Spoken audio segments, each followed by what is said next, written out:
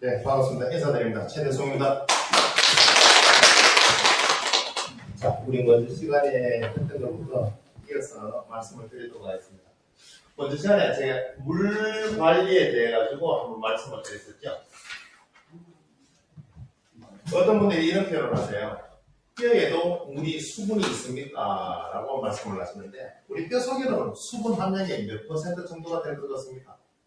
뼈 속에는요, 수분 함량이 25%입니다. 뼈 무게 25%가 물로 되어 있고, 우리 몸을 구성하는 장기들 중에서 가장 많은 물로 구성되는 장기가 있습니다. 이게 바로 뭐냐 하면 폐입니다. 폐 전체 무게 86%가 물로 되어 있다고 되어 있습니다. 그 다음에 두 번째가 이제 신장입니다. 신장이 약 83% 정도가 물로 이렇게 구성이 되어 있습니다. 우리가 뭐 기억력, 학습 능력 뭐 이런 것을 나타내는 이 뇌세포 같은 경우도 약 70% 이상이 전부 물로 구성되어 있습니다. 근육도 70% 이상이 전부 물로 다 되어 있습니다. 그만큼 우리 인체 내에서는 물이 그만큼 소중합니다. 어떤 물을 어떻게 드셔야 되느냐? 물은요, 사람의 몸무게에 따라서는 차등은 약간씩은 있습니다만 평균적으로 1.8리터 이상은 꼭 드셔야 됩니다. 어떻게 드셔야 되느냐? 내 체온보다도 2도에서 3도 정도가 떨어지는 이런 물을 우리가 음양탕이라고 표현을 합니다. 이 음양탕을 1.8리터 이상을 꼭 드시는 것이 좋은데, 이것을 갖다가 그냥 벌컥벌컥 드시면요, 오히려 신장에 부담을 많이 합니다. 어떤 분들이 가끔가다 이런 표현을 하세요. 물을 평상시에는 잘 먹지 않다가 강의를 들으니 물을 많이 먹으라 그래요.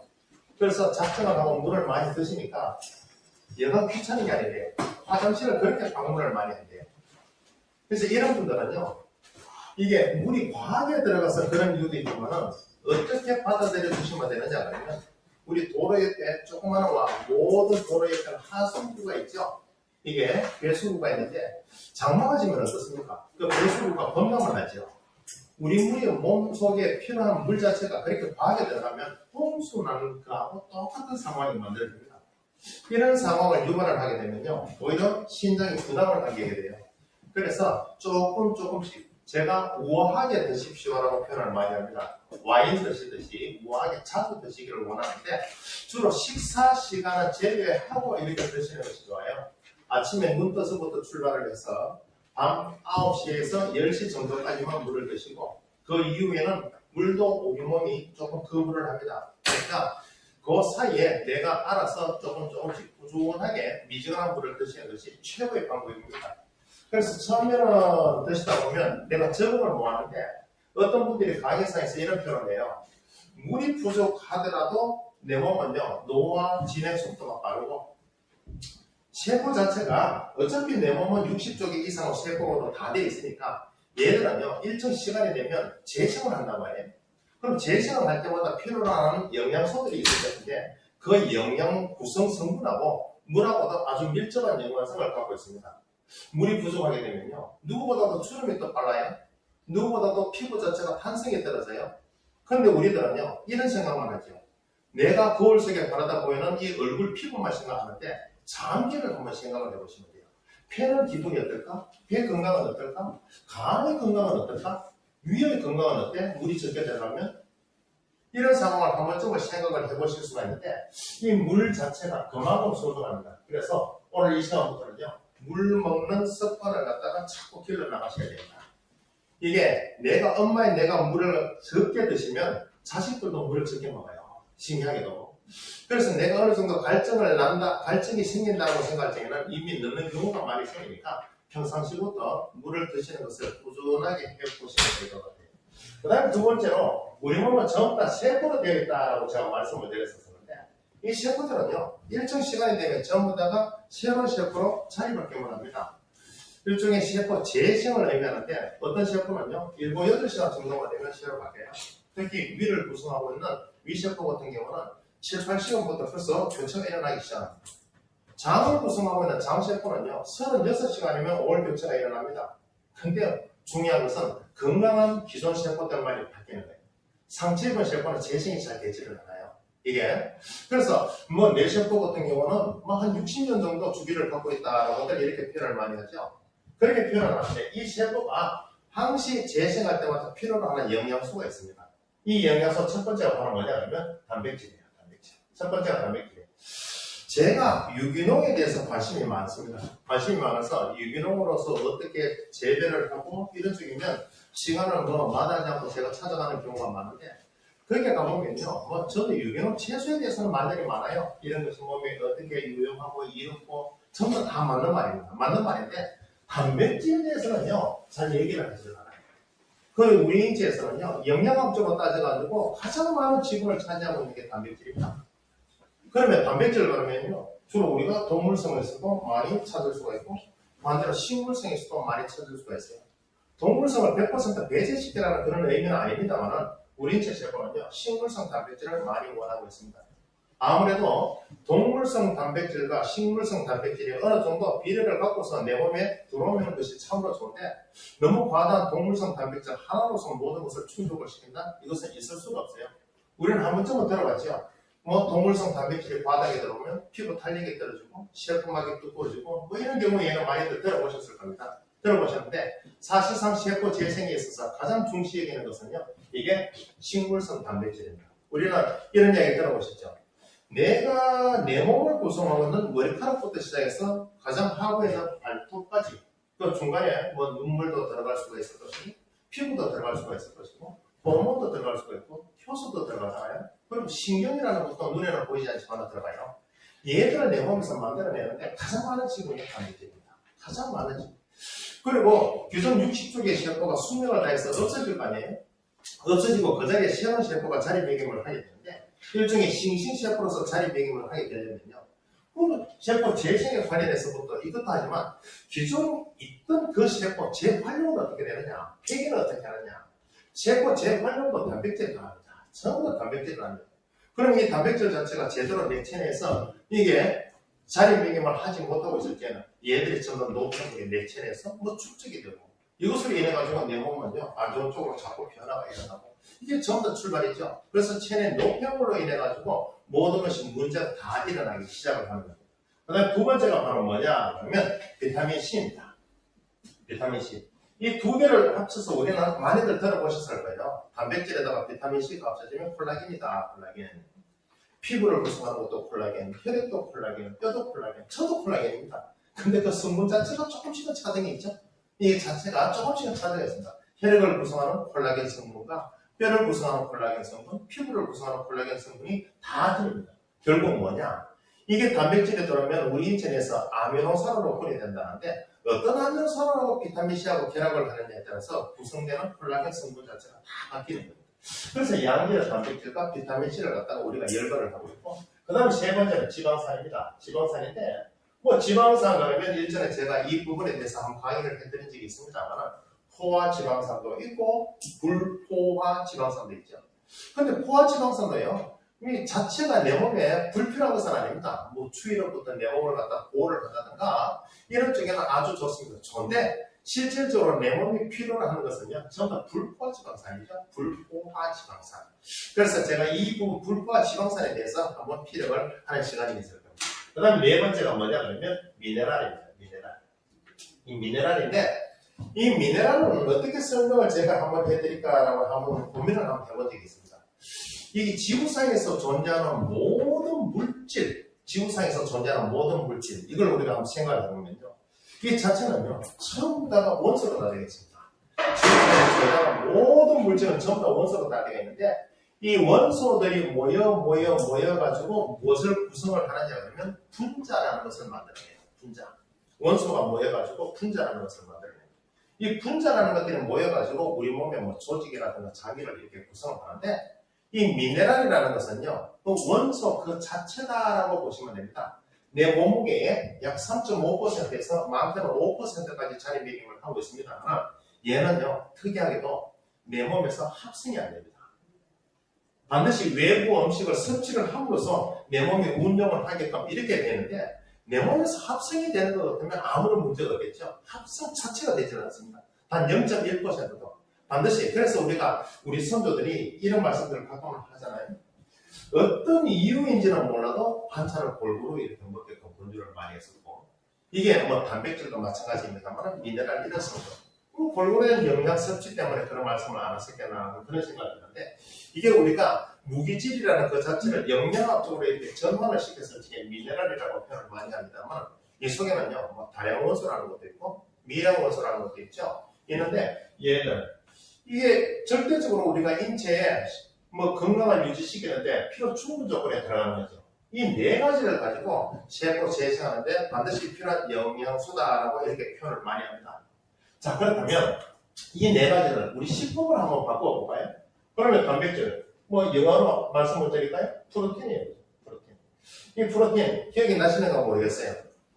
단백질 개선을 원활하게 하기 위해서는 우리 몸속에 있는 유산에서 만들어지는 비타민 B군에 의해서 특히 B군 중에서도 B6가 대장급이다라고 제가 말씀을 드렸었죠. 얘가 단백질 대사에 관여를 많이 하는데 내 체내에서 만들어내는 비타민 B군이 부족하면요, 단백질 대사 장애가 옵니다.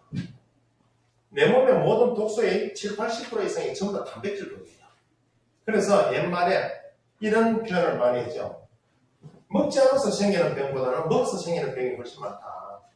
이게 먹지 않아서 생기는 병보다는 먹어서 생기는 병이 훨씬 많다.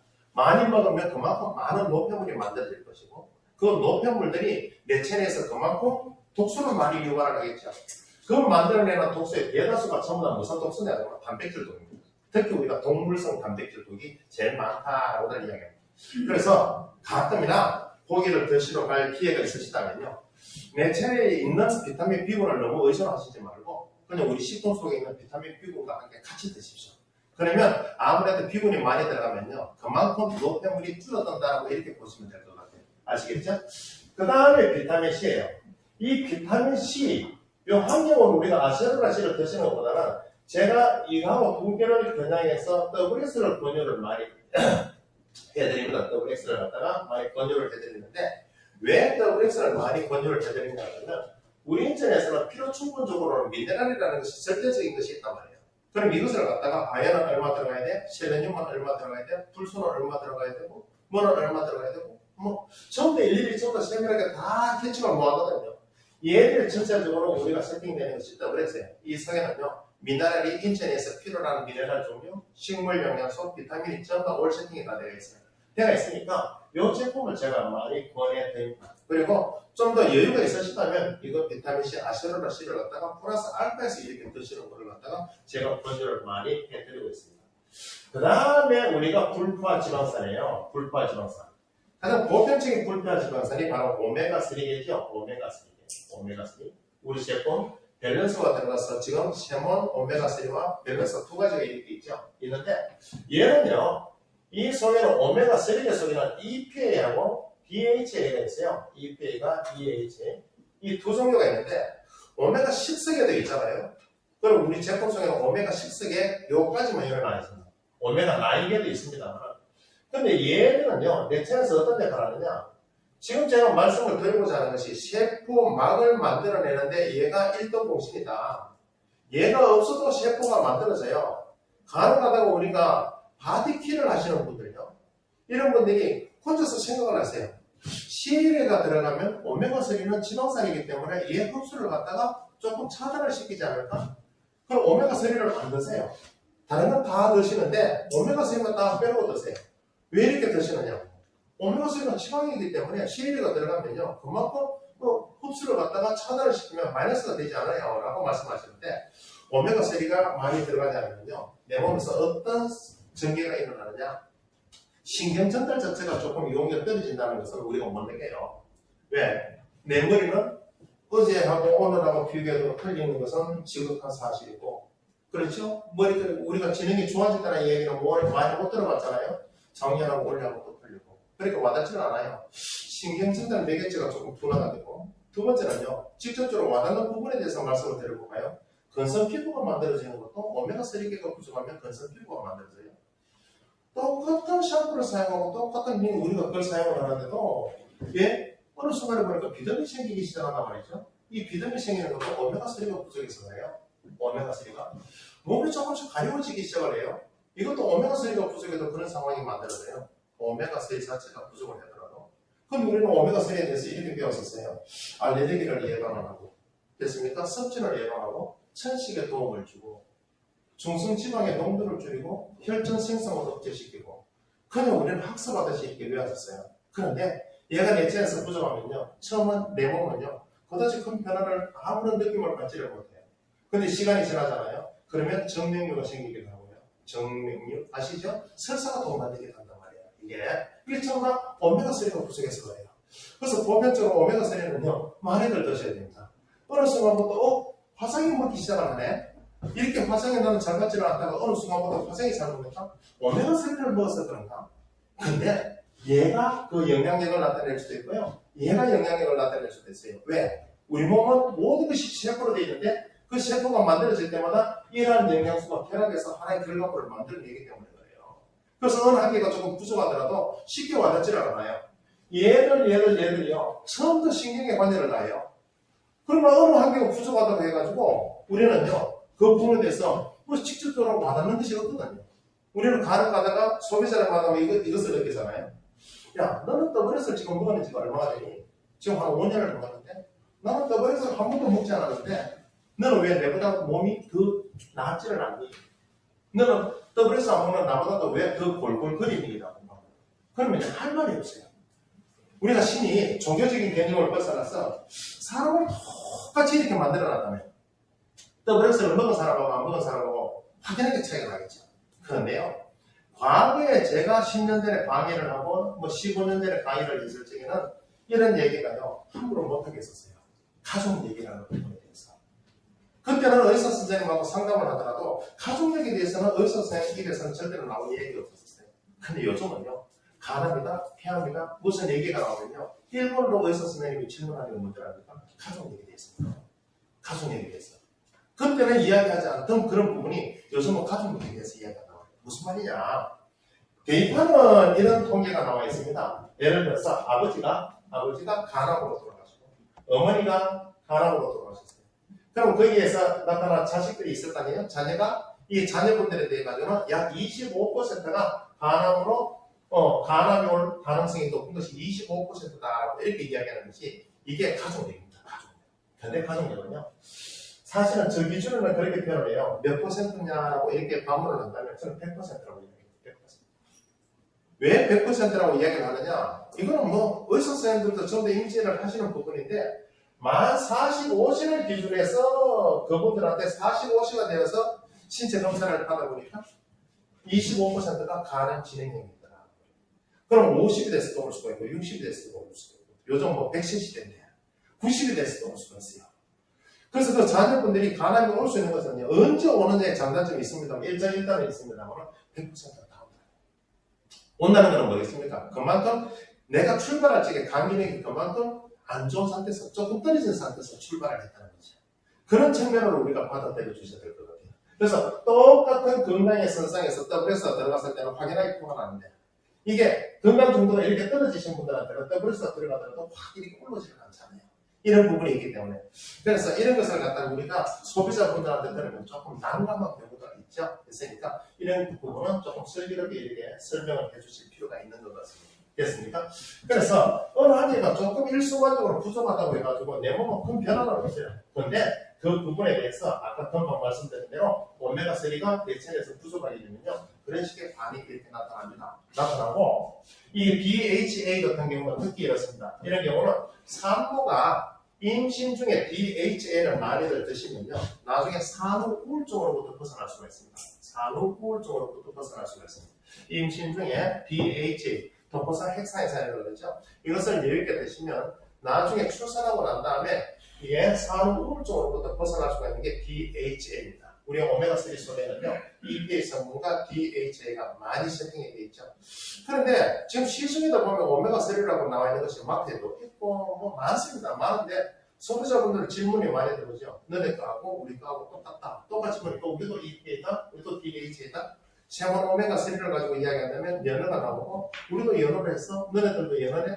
근데 우리는 지금 양식에서 만들어내는 그 연어가 아니거든. 어떻게 증명을 하지? 보여준단 말이에요. 이게. 그래서 지금 전부 다 인터넷이 이렇게 할 적에는요, 오픈이 되어 있을 적에는 그걸 나름대로 본사 자료를 최대한 활용을 하십시오. 어디에서 어떻게 만들어내고. 옛날에 오프라인 시대에 있을 적에는 그냥 한번 하면 넘어가니까 거짓말도 가능했는데 요즘은요, 속속들이 처음 다 파헤칩니다. 진짜로 얘네들이 만들어내는 거, 얘네들이 이야기하는 것이 맞는지 틀리는 것인지 전부 오픈이 다 되어 있거든요. 그래서 이래서 최대한 활용을 하십시오. 양식에서 추출했는 거, 조금 우리가 자연산, 그것도 심해, 그것은 개념 자체가 좀 틀리니까 최대한 활용을 한번 해보시기 바랍니다. 오메가3입니다. 자, 그 다음에 제가 오메가3에 대해서 또 한 가지 말씀을 드리고 싶은 것이 있어요. 요즘 들어서는 저한테만 유독 그런 분이 많이 만나켜지는지는 모르겠습니다만, 담낭 절제술을 하시는 분들이 계십니다. 담낭 절제술. 이게, 그래서 우리가 담낭 절제술을 하시는 분들은, 뭐, 담낭에 염증이 생겨가지고, 뭐, 어쩔 수 없이, 뭐, 병원에서 그것을 갖다 제거를 받고 오시는 분이 계시는데, 뭐, 하시는 의사쌤도 대수롭지 않게 생각하시고, 받고 나오는 환자분도 대수롭지 않게 생각하세요. 뭐, 이거는 불필요한 건데요. 뭐, 조금 이걸 떼는 나면 조금 헐거분한데요 라고 말씀하시는데, 반드시 옛날에는 말씀하지 않았던 것을 갖다가 요즘 의사쌤들이 그 환자분들한테 꼭 이 말씀을 해주세요. 어떤 이야기를 하느냐 하면, 이게 반드시 오메가3를 꼭 먹으라고 이야기를 해요. 수술 받고 나오시는 분들한테는 반드시 오메가3를 꼭 먹으라고 이야기를 해요. 이게 간에서 우리가 콜레스테롤을 가지고 얘를 전환을 시켜가지고 담즙을 만들어낸단 말이에요. 이게. 그러면 여기에서 간에서 만들어내는 이 담즙 자체를 갖다가 이쪽으로 담낭으로 이렇게 보내요. 보내서 12분의 1 정도로 고농축화시킵니다. 12분의 1 정도로 고농축화시킵니다. 이렇게 우리가 물감 같은 거 파레트에다가 이렇게 마르듯이 이렇게 고농축화시켰다가 내 앞에 있는 어떤 분이 어떤 음식을 드시고 계세요. 근데 나는 그것을 보기만 했는데도 침이 꿀꿀 넘어가잖아요. 그런 상황이 되면요. 여기서 농축화시켰던 담즙을 갖다가 희석시켜서 이렇게 분비를 시킵니다. 이 분비가 돼서 어디로 분비가 되느냐 하면 이게 12지장의 고추가 췌장이 있거든요. 췌장 두부를 통해 같이 연결되어 나옵니다. 나오는데 이것을 갖다 절제를 했어요. 절제를 했어요. 그러면요. 농축시킬 장수가 없어요. 그럼 만들면 그대로 디램으로 이렇게 떨어뜨리거든요. 떨어뜨리다 보면요. 이게 담도가 막히는 경우가 생겨요. 던져뜨리는 담즙이 내려다가 그럼 나중에는 담도 폐시가 일어날 수가 있거든요.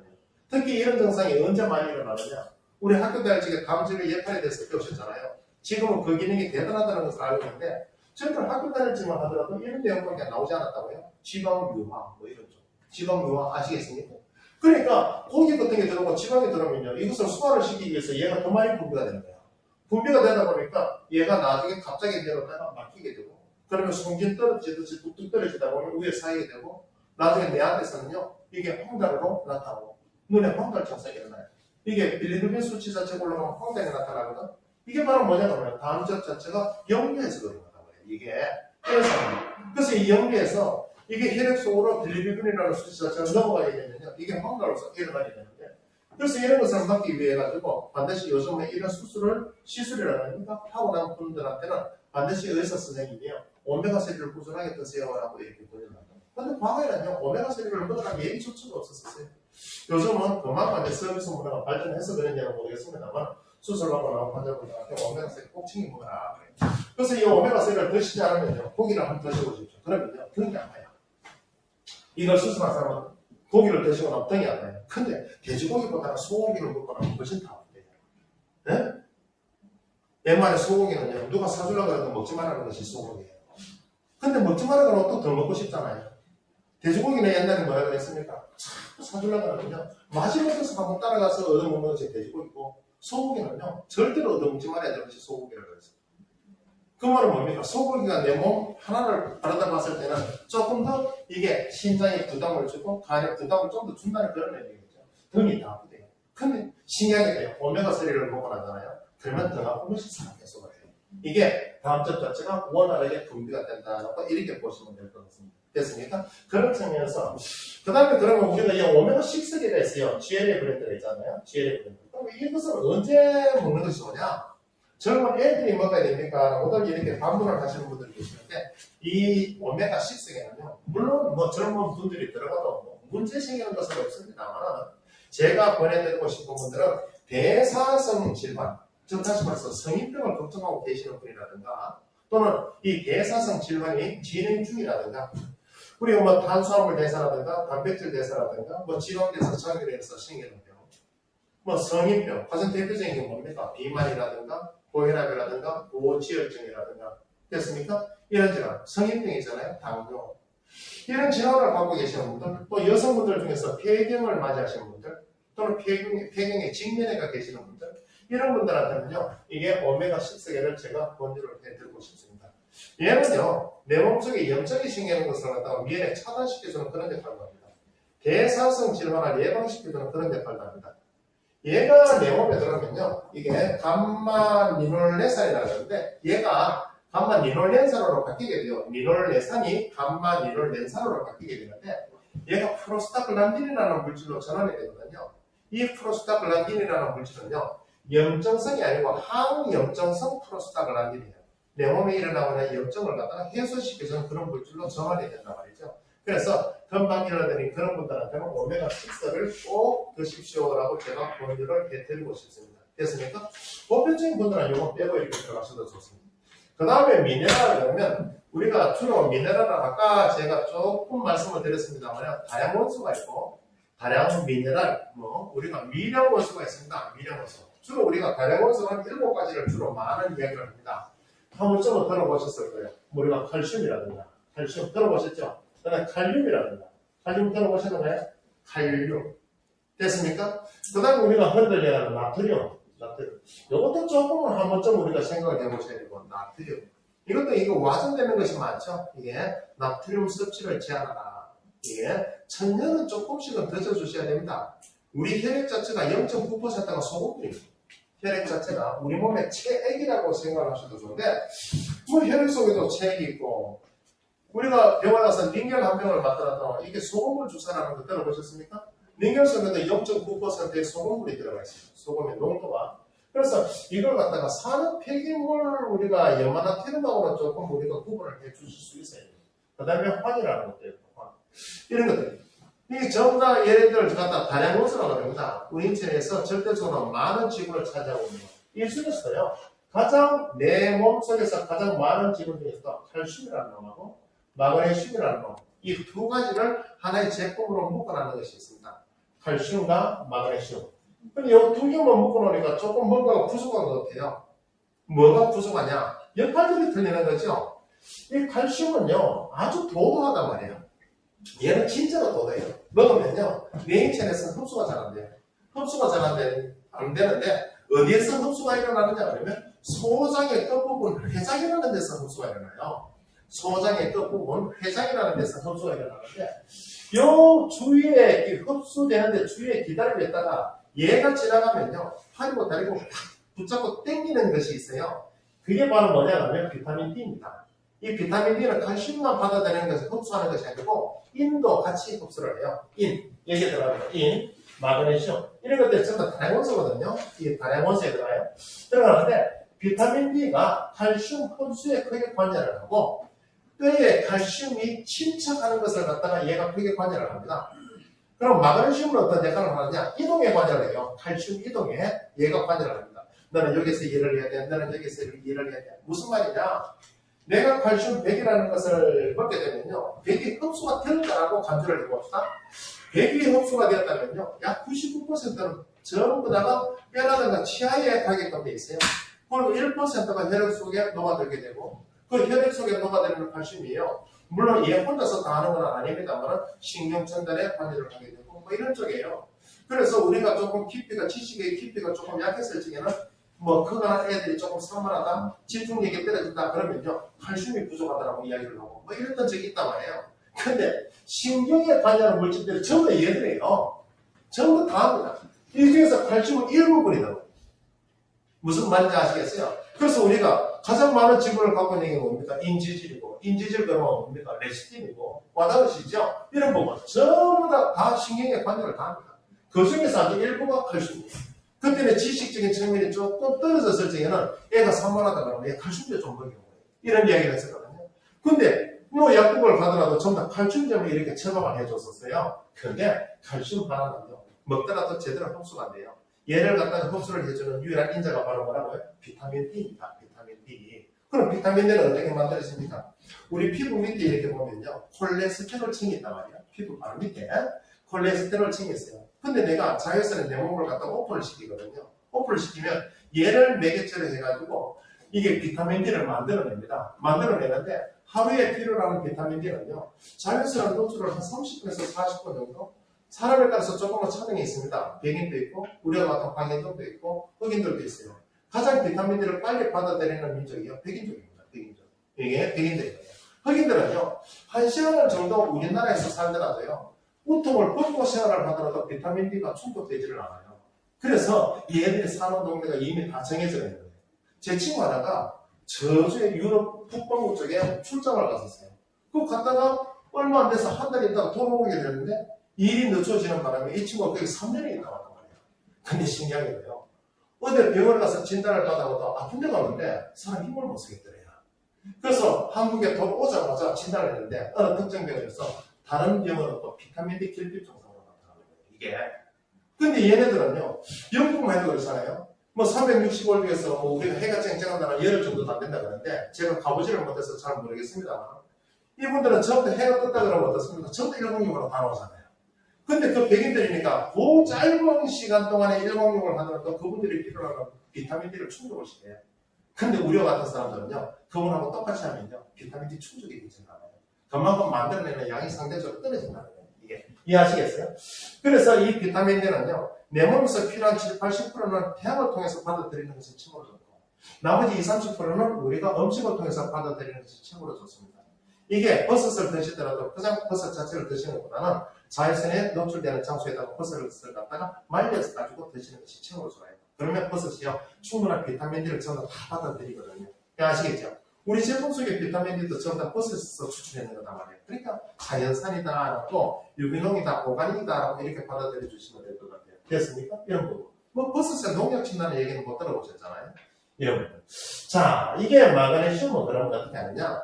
얘가 흡수를 해서 뼈에다가 침착을 시켜놓잖아요. 그러면 99%는 어디로 간다 그랬습니까? 뼈라든가 치아로 간다 그랬습니다. 뼈, 치아로 이렇게 간다 그랬습니다. 1%는 어디로 간다 그랬습니까? 혈액에 녹아든다 그랬습니다. 혈액 속에 이런 녹아든다 그랬습니다. 그런데 문제가 생기는 거는요. 여기에 0.1%가 부족해서 문제가 생기지는 않았습니다. 어디에서 문제가 생기느냐? 여기에 0.1%가 부족해서 문제가 생깁니다. 그럼 여기에 1% 정도가 농도를 유지를 시켜줘야 되는데 칼슘의 농도 자체가 여기에 부족하게 돼요. 부족하게 되면 어떤 일이 생기겠습니까? 내 몸은 주인이 이 칼슘을 먹어주면 좋은데 안 먹는다고 하네요. 이게 내한테서 농도를 해서 칼슘이 부족하니까 내일 점심 먹을 적에는 칼슘을 조금 먹어줘. 이런 표현을 한다면 충분히 칼슘을 내가 조달을 시켜줄 것인데 아무런 얘기가 없으니 내 몸 스스로가 여기에 저장해놨던 칼슘을 빼내가지고 왔어요. 이게 바로 재생 칼슘이라는 거예요. 내가 입을 통해서 들어가는 칼슘하고 뼈 속에 저장해놨던 칼슘을 꺼내와서 쓰는 거하고는 재료 자체가 근본적으로 틀려요. 이게 틀리거든요. 그런데 지금의 연합된 것을 갖다 빼내올 적에도 그럼 비타민 D가 나느냐? 그게 아닙니다. 아니고 우리는요 비타민 D가 뼈 속에 칼슘을 갖다가 축적 이게 침착을 시킬 수 있도록 환경을 조성을 시켜줘요. 이게 뭐가 되냐면 갑상선 호르몬과 부갑상선 호르몬이 한단 말이죠. 그럼 뼈 속에 있는 칼슘을 빼내올 적에는요 부갑상선 호르몬의 도움을 받아야 돼요. 부갑상선 호르몬 들어보셨죠? 얘가 이제 빼내온단 말이에요. 그럼 재생 칼슘이 여기에 들어오면요 이게 문제가 생기는 거예요. 이게 우리가 먹어주는 거하고 문제가 생기는 거예요. 그러면 뼈는 자연스럽게 골밀도가 떨어지는데 0.1%가 부족하다고 해가지고 골밀도가 뭐 약해지고 뭐 이런 건 없어요. 눈에 피가 나지 않아요. 그래서 0에서부터 100이라는 것이 만들어지려고 그러면요. 이게 1, 2 나오고 2가 나오고 3이 나오고 나가서 10, 20이 나와야 되는데 이 10, 20까지 진행될 동안은요. 내 몸 아무런 변화가 없어요. 아무런 변화가 없어요. 내 몸에 나타나려고 그러잖아요. 60이 넘어가야 내 몸은 반응이 일어나기 시작하고 이제 부족 증세가 일어나기 시작하고 그때 부족 증세가 일어났을 적에 내가 어떤 것을 보충을 시켜준다고 하루아침에 확 좋아지는 것도 아니고 뭐 이런 부분이 있어요. 그래서 꾸준함을 필요로 하는 그런 경우가 있거든요. 됐습니까? 그런데 이 칼슘이 너는 항상 여기 일을 해야 돼? 너는 여기서 일을 해야 돼? 이걸 감시 감독을 누가 하느냐면 얘가 한단 말이야. 마그네슘이 얘가 해요. 얘가 하는데 얘가 그러면 없다면 어떻게 되겠습니까? 옛날에는 이게 전문가들도 몰랐다고 해요. 그래서 칼슘만 집어넣어줬어요. 근데 엉망진창으로 노는 거예요. 얘가 혈액 속에 너는 함부로 돌아다니면 안 돼. 그런데 막 돌아다니다가 거기서요 혈전하고도 만나고 콜레스테롤하고도 막 만나요. 만나서 거기서 앉아가 죽치고 앉아 논다고 해요. 놀다 보면요 혈관이 이렇게 돼 있는데 여기에 이렇게 칼슘이 지나가다가 혈전도 만나서 놀고 콜레스테롤도 놀고 섬유수도 만나서 놀아요. 놀다 보면 이게 음침하겠죠. 피가 이렇게 지나가다 보면 순환을 하다 보면 떡떡 걸릴 거 아니에요. 그러면요, 내 몸 스스로가 혈액순환을 위해서 여기다가 피막을 이렇게 덮고 씌워버려요. 피막을 자연스럽게 이렇게 피가 흘러갈 수 있다. 근데 바깥에서 보면 굵기가 똑같아요. 근데 안에는요, 이런 상황이 전개되고 있는 거죠. 그러면 내 몸 스스로가 시간 속에서 얘가 이렇게 부풀어 오르게 된다는 거예요. 그러면 폭으로 따져보면 이 폭이랑 이 폭이랑 이 폭은 똑같아요. 근데 바깥에서 보면 어떻습니까? 안에 코끼리가 한 마리 들어가 있는 거예요. 이런 상황이 되죠. 이게 바로 뭡니까? 동맥경화랍니다. 이걸 갖다가 칼슘이, 제체 칼슘이 함부로 나와서 이런 상황을 만들었다. 그래서 이걸 갖다가 축상동맥경화라고 해요. 축상동맥. 이게 뇌에서 일어났다. 어떤 상황이 되겠습니까? 이건 뇌졸중이 오는 거죠. 이런 상황. 그럼 여기서 압이 생기니까 계속적으로 지나가다 보면 터지겠죠. 얇으니까. 이게 뇌출혈 아니겠어요? 이런 부분. 그래서 그만큼 얘가 칼슘이 함부로 돌아다닌다는 거예요. 얘를 컨트롤 시켜주는 박스가 누구라고요? 마그네슘입니다. 그래서 요즘 들어서는요, 마그네슘이 막 부각되기 시작하는 거예요. 그래서 마그네슘이 내 체내 부족하게 되잖아요. 어떤 상황이 생기느냐? 눈꼬리가 막 들려요. 입술꼬리가 들때는 막 들리기 시작해요. 그런데요, 이게 마그네슘이 내 체내에서 부족하잖아요. 특이한 것이 있어요. 제가 만난 사람 중에서는 아주 심한 사람이에요. 지금 상황이 어떤 모습입니까? 라고 여쭤봤더니 화상 입은 듯한 느낌. 화상 입은 듯한 발을 이렇게 침봉을 꼭꼭꼭 찌르는 듯한 느낌을 받는데요. 이게 마그네슘이요, 엄청나게 부족한 상황이에요. 그러면 운동분들 중에서 또 이런 분도 있어요. 유독 칼슘을 이렇게 드시다 보면 그런 상황이 일어나기도 하는데, 칼슘과 마그네슘을 같이 먹었는데 비타민 B까지 같이 먹었단 말이에요. 우리 제품 이렇게 세 가지가 세팅되어 있잖아요. 자연적으로 이렇게 세팅이 되는데 같이 먹었는데 이게 부족한 경우가 생겨요. 이걸 완전 의학자들이 또 공부를 해봤겠죠. 같이 세 가지를 먹였는데 왜 유독 얘가 없어질까? 이게 없어진 1번이 바로 뭔지 아십니까? 이게 바로 MSG. 네? 우리가 흔히들 이야기하는 조미료입니다. 조미료가요, 내 몸속에 있는 마그네슘을 갖다 훅 빼버립니다. 그 다음에 두 번째가 뭔지 아십니까? 알코올이에요. 알코올. 네? 알코올. 제가 꿀물이라고 이야기를 하지 않습니까? 알코올이에요. 그 다음에 세 번째가 뭔지 아십니까? 제가 제일 좋아하는 카페인입니다. 이 카페인이요, 내 몸속에 있는 마그네슘을 갖다 결핍을 시켜요. 그 다음에 네 번째가 바로 밀가루 음식이에요. 뭐라고요? 밀가루 음식. 그래서 위가 안 좋은 사람들이요, 전부 다 한결같이 밀가루 음식들 다 좋아하세요. 이것도 이렇게 발표하는 자료들입니다. 그럼 이런 것들이 내 몸속에 있는 마그네슘을 갖다 빼버려요. 그럼 빠져나갑니다. 어떤 상황이 내 몸속에 만들어지는 줄 아십니까? 뭐 눈꼬리가 떨린다, 입술꼬리가 떨린다 이런 느낌을 받잖아요. 받는데 내가 단 것이 막 땡겨요.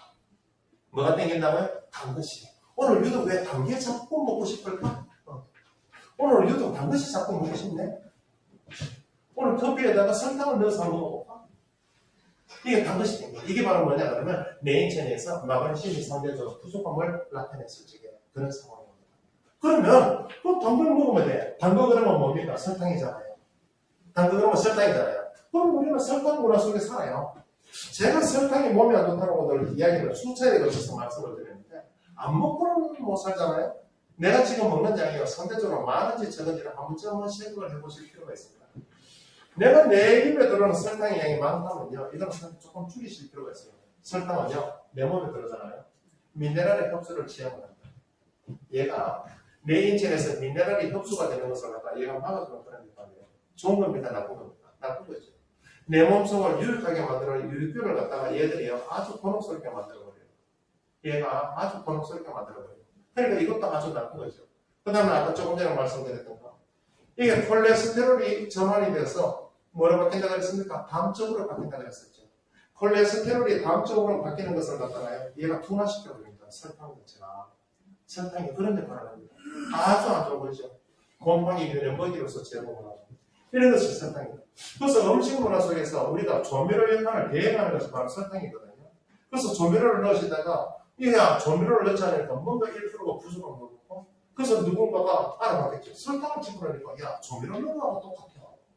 그래서부터 이제 설탕 문화가 이제 보급이 빨라지기 시작하고 이랬었는데 조금씩 줄여나가십시오. 좋은 점은 없습니다. 아시겠죠? 그냥 입은 즐거울지는 몰라도 내 몸은 그렇게 즐거워하지는 않으니까 조금씩 설탕 드시는 거다가 조금 줄여주시기 바랍니다. 그 다음에 이 마그네슘은요, 이런 역할을 합니다. 우리 몸에서는요, 비타민 B군의 역할이 진짜 대단합니다. 다수의 비타민 B군은 내 몸 스스로가 만들어냅니다. 전부 다 유산에 의해서 다 만들어지거든요. 유산. 먼저 시간에 제가 말씀을 드렸었죠. 유익균의 뭐라고 했습니까? 대사산물이다라고 제가 말씀을 드렸었죠. 유익균의 대사산물. 쉬운 말로 한번 해볼까요? 먹었으니까 배설을 해야 될 거 아니에요. 이 내 몸속에 장 건강에 도움을 주는 유익균들의 먹이가 뭐라 그랬습니까? 식이섬유고 올리고당이다라고 제가 먼저 시간에 말씀을 드렸었어요. 유익균들의 먹이는 뭐라 그랬습니까? 식이섬유. 어떤 식이섬유예요? 수용성 식이섬유. 수용성 식이섬유에다가 올리고당, 우리가 흔히 알고 프락토 올리고당 아시죠? 이런 올리고당을 얘네들은요 먹이 매개체로 여기고 있습니다. 그리고 따뜻한 온기를 좋아한다라고 제가 말씀을 드렸었죠. 그럼 먹었단 말이에요. 먹었으니까 배설을 해야 될 거 아니에요? 자, 조금 우리가 유식하게 전문적인 용어로 써볼까요? 대사사물이라고 해요.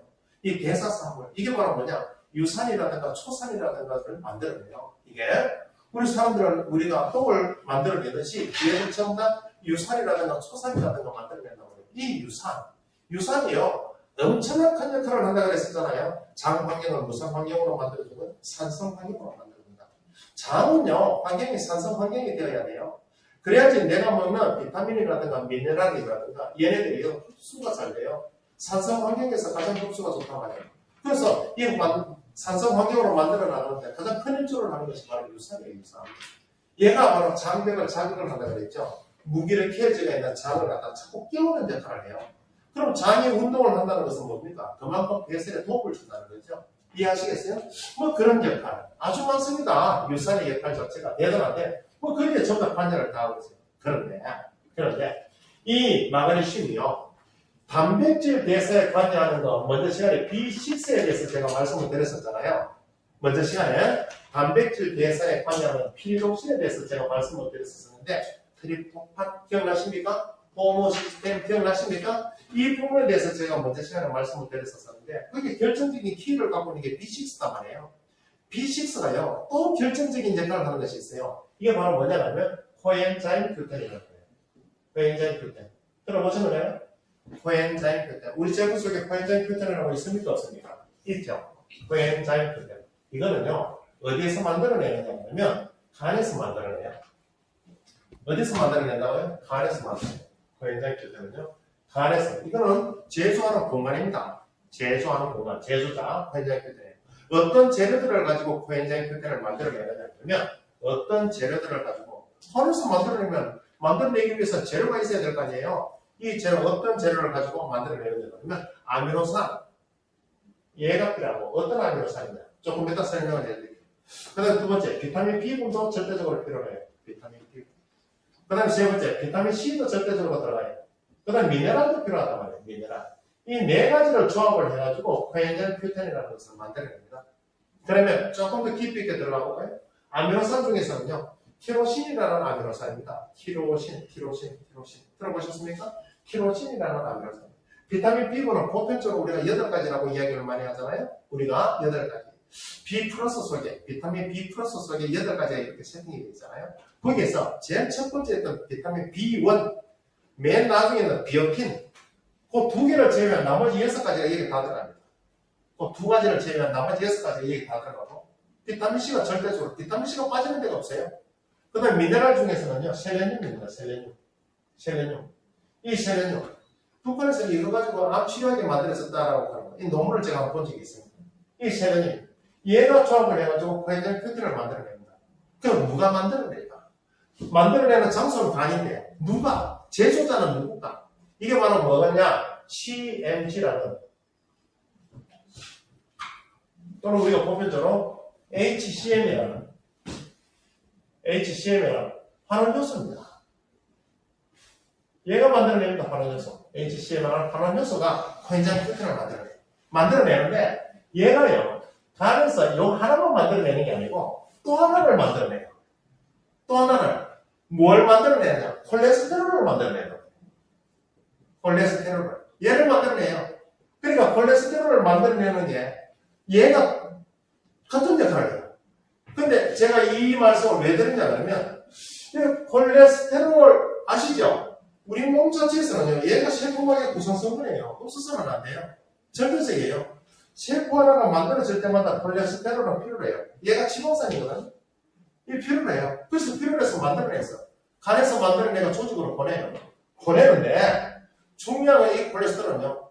우리가 이야기하는 남성 호르몬, 여성 호르몬 들어보셨습니까? 성 호르몬을 만들어내도 얘가 절대적으로 필요해요. 부신 호르몬을 만들어내도 얘가 절대적으로 필요해요. 얘 없이는 못 만들어내요. 그래서 제가 웃자고 이런 말씀도 드려요. 내 자식들을 얘가 없으면요, 내 자식들을 만들지는 못합니다. 생산 자체가 되지를 않습니다. 이 만들었는데 얘들이 전부 한일을 당하기 때문에 그렇습니다. 근데 어느 순간부터 얘가 나쁜 콜레스테롤로 이름이 바뀌기 시작했어요. 이게 오지랖이 된다고 그랬잖아요. 얘는 간에서 만들어내서 조직으로 발전하네요. 혈관벽 자체가 노후가 되어 있으면요, 얘가 보수공사를 다 하고 가요. 보수공사 했는 만큼 도로폭이 어떻게 됩니까? 올라가죠. 다시 말하면 혈관으로 따진다면 혈관이 좁아지는 거예요. 그래서 우리가 동맥경화라는 그 이름하에서 우리가 LDL 콜레스테롤을 나쁜 콜레스테롤이라고 이렇게 이름을 지어놨거든요. 근데 이거는요, 필요 충분 조건이에요. 얘가 없으면 안 돼. 어디서 만들어낸다고? 내 몸에 필요한 85%는 간에서 만들어내요. 15% 정도는요, 얘가 먹는 음식을 통해서 받아들이는 거거든. 자, 그런데 이걸 만들어내는 자체가, 제작자가 하나예요. 근데 병원에 가니까 이 수치가 일정 수치보다 높단 말이야. 높으니까 이것을 갖다가 억압시켜주는 약을 줘요. 이게 바로 뭡니까? 흔히들 이야기하는 고지혈증 이야기예요. 고지혈증이라는 것이 뭡니까? 고지혈증. 혈액 속에 지방의 농도가 높다는 거예요. 이게 고지혈증이거든. 그럼 이 약이 줘요. 주로 많이 처방하는 게 아니라 스타틴 계열 약을 많이 처방하거든요. 근데 그 약이에요. 얘를 갖다가 적게 만들어내려고 하면 누구를 쫓아야 되겠습니까? 상식적으로. 얘를 적게 만들어내려면 누구를 쫓아야 되겠어? 이거 만들어내는 게 누구라고 그랬습니까? 얘라고 그랬잖아요. HCM 환원유소라고 그랬잖아요. 얘를 갖다가 억제를 시키는 거예요. 얘를 갖다가 고기를 못 들게 하는 거예요. 억압을 하는 거예요. 너 하루 5시간 일을 했지 않니? 앞으로 5시간 일하지 마. 억압을 해요. 그래 얘가 힘을 못 써. 이것만 못 만들어내는 것이 아니고 무엇도 같이 못 만들어내요? 회전 규제까지 못 만들어내는 거예요. 그래서 특정 병원에 가면요, 담당 외래 교수가 이것도 같이 처방을 해줘요.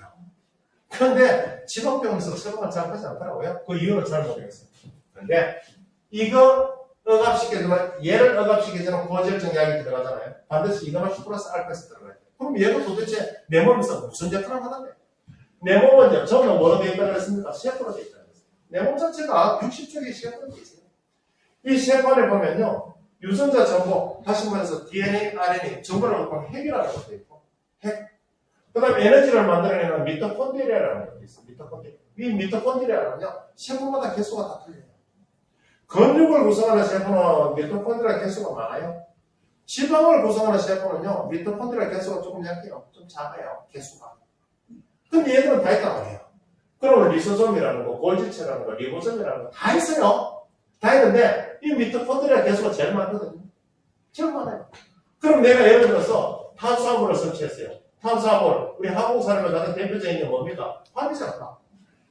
밥 맞죠? 이 밥은요, 다당 형태예요. 다당 형태예요. 얘가 내 입에 들어오면요, 입속에서 계속 씹어주셔야 돼요. 이 다당이 뭐로 바뀌어야 된다고요? 이당으로 바뀌어요.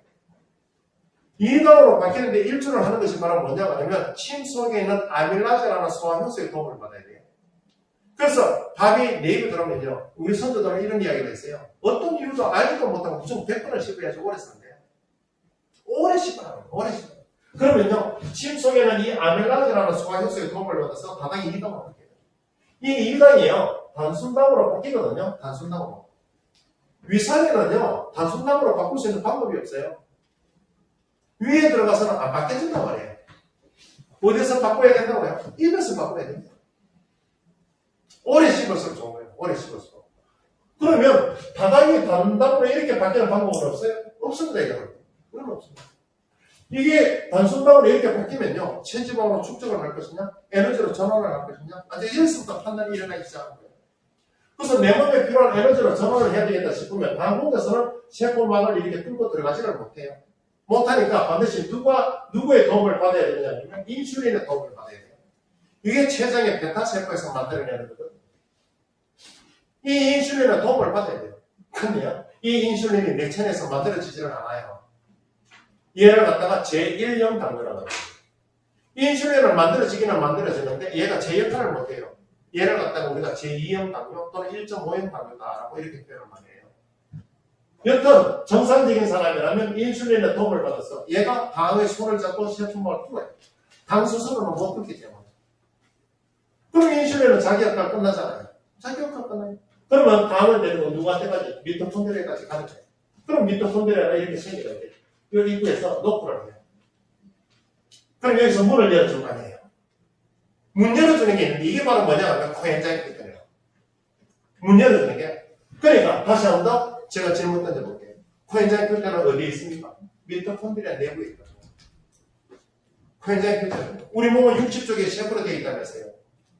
그 60쪽의 셰프 내에 미토콘드리아 내에 존재하는 것이 코엔자임 Q10. 그럼 코엔자임 Q10은요. 여기서부터 당을 손을 붙잡고 쭉 마지막 과정까지 가요. 가잖아요. 내가 살아보겠다고 막 숨을 이렇게 받아들여요. 내가 호흡을 통해서 받아들였던 산소의 90%가 여기서 소비가 나요. 이 미토콘드리아에서 에너지로 전환되는 과정 속에서 소비가 나요. 내가 오래 살아보겠다고 미네랄도 먹고 비타민도 많이 먹었잖아요. 여기서 어쩌면 소비가 일어나요. 이 과정 속에서 나중에 마지막 과정에서 에너지가 만들어졌죠. 우리가 흔히들 얘를 갖다 아데노신산에서 에너지원이라고 해요. 얘가 만들어지고 얘가 만들어지는 반면에 부산물들도 많이 만들어지겠죠. 이 부산물, 노폐물도 있고 활성산소도 있을 수가 있어요. 그럼 얘는요, 스스로 제어가 돼야 돼요. 부산물은 어느 경우에 많이 만들어지겠습니까? 많이 먹으면 많이 만들어져요. 우리가 밥을 지는데 장작 2개만 하면 돼. 근데 장작 4개를 넣었다고 생각해 보세요. 그러면요, 타다만 장작이 얼마나 많고 숯이 얼마나 많을까요? 이게 내 몸속에 있는 셰프아니에요. 내 바깥에 있다면 빗자루로 썰어내면 되는데 내 몸 안에 있다면 어떻게 할까요? 그래서 내 몸이 필요한 만큼을 연료를 집어넣어서 만들어지는 부산물 같으면요, 내 몸 스스로가 제어를 해요. 이건 누가 제어를 하느냐? 총포스가요. 코엔자임 Q10이 다 명령을 하는 거예요. 리소성을 시켜서 청소를 시키고 활성산소를 제어하고 포스가 일어나고. 그래서 코엔자임 Q10이요, 부족하게 되면요, 에너지를 못 만들어내요. 에너지를 못 만들어낸다는 건 뭡니까? 먹어도 힘을 못 써요. 그러면 이 에너지를 모아서 뇌도 셰프로 되고 손가락도 셰프예요. 전부 다 에너지 다 만들어요. 그럼 얘는 언제 써야지? 얘는 언제 써야지? 이 결정을 누가 하느냐? 갑상선이 고르는 한단 말이에요. 이게 그래서 내 몸은요, 혼자서 따로따로 놀지도 않아요. 때문이가 돼요. 단백질이 그렇게 좋다고요? 단백질을 먹어야 돼요. 근데 단백질을 먹으니까 야, 단백질에 완전한 대사가 일어났으면 좋겠어. 가급적이면 노폐물이 없었으면 좋겠어. 이 노폐물을 줄여주는 게 뭐라겠습니까? 비타민 B군이야. 그 비타민 B군을 먹었단 말이에요. 근데 또 문제가 생기는 거예요. B6를 갖다가 막 조율하는 게 있어요. 이 피리독신을 갖다가요, 얘를 갖다가 조율하는 게 있어요. B6 대사에 결정적인 역할을 하는 게 있어요. 얘가 막 쉬는 거예요. 그래서 내 몸은요, 어느 한계가 제 역할을 다 할 수는 없습니다. 처음부터 물고 그래요. 그래서 제가 WS를 보내드리는 이유가 바로 그게 돼요. 얘는요, 복합 비타민, 미네랄이 다 돼요. 얘가 필요하면 이거 다 들어가 있어요. 너희들끼리 여기서 한번 조합을 하면 되나? 조합을 하면 돼요. 예를 들어서 어떤 분들 그래요. 영양학에 대한 지식이 조금 떨어지잖아요. 그러면 철하고 칼슘하고 뭐 같이 먹어도 되나? 근데 철하고 칼슘은 상극이에요, 상극. 지금 코로나19 때문에 말들이 많잖아요. 그리고 가장 오랫동안 걔가 기생을 하는 게 철입니다. 철. 손잡이 난간. 이 난간에 코로나 바이러스 물질이 감염이 되잖아요. 그러면 우리 옷가지 같은 데 있잖아요. 옷가지. 그럼 6시간 이상가요? 옷가지 묻으면. 근데 우리 세탁세제로 담수돼요. 근데 손등에 붙잖아요. 손바닥에 붙잖아요. 그래서 5분에서 10분 정도 먹어야 돼요. 근데 그 감염돼서 5분에서 10분 안에 내 입에 들어간다든가 눈에 손을 대는데 큰일 나요. 그래서 손 씻기 자주 해요. 나도 모르게 무의식 중에 피부에 손을 잡게 되는 거예요. 이게. 근데 처음에 이게 발발했을 적에는요, 얘가 열이 약하대. 근데 그것도 말도 안 되는 소리예요. 요즘 중동지방이 얼마나 발발하고 있어요. 그럼 도대체 얘가 언제까지 없어졌냐? 뭐 이야기는 뭡니까? 7월달까지 가네, 8월달까지 가네. 지금 또 중국에서는 또 새로운 바이러스 또 하나 만들어졌대요. 또 만들어졌대요. 내년에도 뭐 어떤 바이러스가 만들어질지 몰라. 메르스, 예? 메르스 코로나 바이러스라고 그러죠. 사스 코로나 바이러스라고 그러죠. 이게 치사율은 훨씬 높았잖아요. 메르스 같은 경우는 엄청나게 치사율이 높았단 말이에요. 근데요, 또 계속적으로 이게 슈퍼 바이러스가 또 증가하는 거예요. 앞으로 어떤 일이 생길지 아무도 몰라요. 그래서 이 시대에 살아나가기 위해서는요, 또 한번 좀 머리를 굴려야 돼요. 여기서 내가 현명하게 살아나가는 방법이 뭘까 하고 좀 있어야 돼요. 집안에서 앉아가지고 하늘만 쳐다보고 무기력해지고 우울해지고 비타민 D 결핍 증상이 일어나니까 잠도 안 오고 여러 가지 일이 생겨요. 내가 무기력한 상태에서 갑작스럽게 바깥으로 뛰어나가잖아요. 모든 일이 이루어지잖아요. 몸살 나가는데 그런 느낌으로. 그래서 이 주어진 환경에서 또 내가 살아날 방법을 또 연구를 하셔야 돼요. 그냥 손 놓고 있으면 큰일 나요. 지금 이 상태가 3개월만 지속되면요. 우리나라 자영업하는 사람 3분의 1 이상이 전부 손을 다 놓는데요. 그러면 시장경제가 내려앉아요. 큰일 나요. 빨리 움직이셔야 돼요. 빨리 움직이셔야 돼요. 방법은 여러 가지 방법이 있을 거다. 이게 찾아내셔야 돼요. 똑같습니다. 그러면 이런 것들을 먹으면 그러면 바이러스가 대다수의 분들이 이런 질문을 많이 해요. 코로나 감염되지 않습니까? 코로나 뭐라 그랬습니까? 바이러스입니다. 바이러스. 바이러스하고 세균은 틀려요. 세균은 핵이 있어요. 세포 안에 핵이 있어요. 우리 몸에도요. 세포는 세포인데 핵이 없는 세포가 있어요. 우리 몸에도.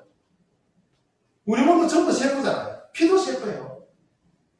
백혈구도 세포고, 적혈구도 세포고, 전부 혈소판도 세포고, 다 세포예요. 근데 핵이 없는 것이 있다. 우리 몸은 딱 한 가지가 있어요. 적혈구도 없어요. 적혈구 핵이 없어요. 그래서 남의 것을 받아들일 수가 있어요.